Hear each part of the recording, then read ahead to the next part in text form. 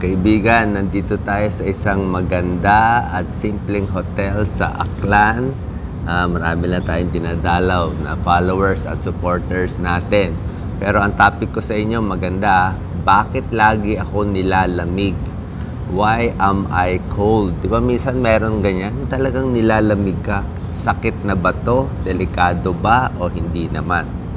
Ano mga posibleng dahilan kung bakit tayo nilalamig? Bibigyan ko kayo ng 5 dahilan, ha? Number 1, pwedeng anemic. Yung mga anemic, kulang sa dugo, kulang sa red blood cell na nagdadala ng oxygen sa buong katawan, pwede kang maging anemic. Pag anemic ka, mahalata mo maputla, tinitignan natin sa ilalim ng mata, maputla, daliri, maputla, kamay, maputla din, may pagod, pati tibok ng puso, mabilis, hinihingal sila. Yan ang anemic at nilalamig din. Kaya check nyo sa CBC kung anemic ka.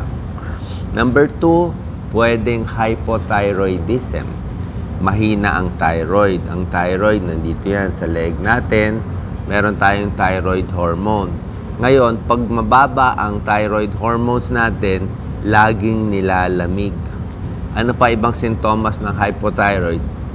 Dry skin, manipis ang buhok, laging pagod, irregular ang regla at malakas ang regla. Malakas na irregular na regla. Constipated, tumataba, hypothyroid yon. Yan ang kabaliktaran ng hyperthyroid. Yung hyperthyroid naman, common din yun, yung nagdidilat yung mata, diba, ganyan yung mata nila, tapos pawis na pawis, init na init, yun ang hyperthyroid. Ito pabaliktad. Hypothyroid, mabagal ang galaw ng katawan, kaya lamig na lamig. Number 3, possible cause na nilalamig, may problema sa blood vessels, sa artery natin. Okay? Tulad ng peripheral artery disease. Ibig sabihin yung mga artery natin, yung mga nagdadala ng dugo sa kamay, sa paa, sumisikip sa smoking, sumisikip yung artery sa pagkaedad, sumisikip sa cholesterol, sumisikip yung artery sa diabetes, pwede rin yun. Okay? So yan yung mga possible cause. Mga heart disease, nagbabara din yan, kaya nilalamig o may edad lang. So pag may bara yan, may problema sa blood vessels, pati sa puso, malamang may problema. Minsan siguro parang nagbo-blue konti ang kamay, o minsan namamanhid, minsan parang nagbabasa yung kamay, mahina pakiramdam, pwede rin yan artery problem, peripheral artery disease. Number 4 cause na nilalamig ay diabetes, diba? Pag diabetic, ang nasisira naman nerves, yung kulay puti na nagdadaan ng kuryente sa katawan natin. yan na nagkokontrol ng paggalaw, nerves yan, at pakiramdam, nerves yan, diretso sa utak natin. So pag may diabetes, may diabetic neuropathy, namamanhid, nangingimay ang kamay at paa, mahina ang pakiramdam, kaya nga pag manhid ang paa ng diabetic, nakatapak ng pako, hindi niya alam, may sugat na siya, lalaki ang sugat, hindi hihilom kasi nga hindi maganda yung supply ng nerve, hindi rin maganda supply ng artery. Magkasabay yan sa diabetes, may peripheral artery disease, may diabetic neuropathy pa, namamaga, minsan putol yung paa. Kaya papacheck ang diabetes. So namamadid, nanlalamig din sila. Okay? Number 5 cause, last, baka ito ang cause ninyo. Pwede rin dahil payat na payat ka. Payat, malnourished, yun. Okay lang yun. O vegetarian, pwede rin. Kasi syempre, mas payat, mas konti ang taba nyo. Di ba? Tingnan nyo yung mga matatabang kaklase nyo, di ba? Laging pawis na pawis.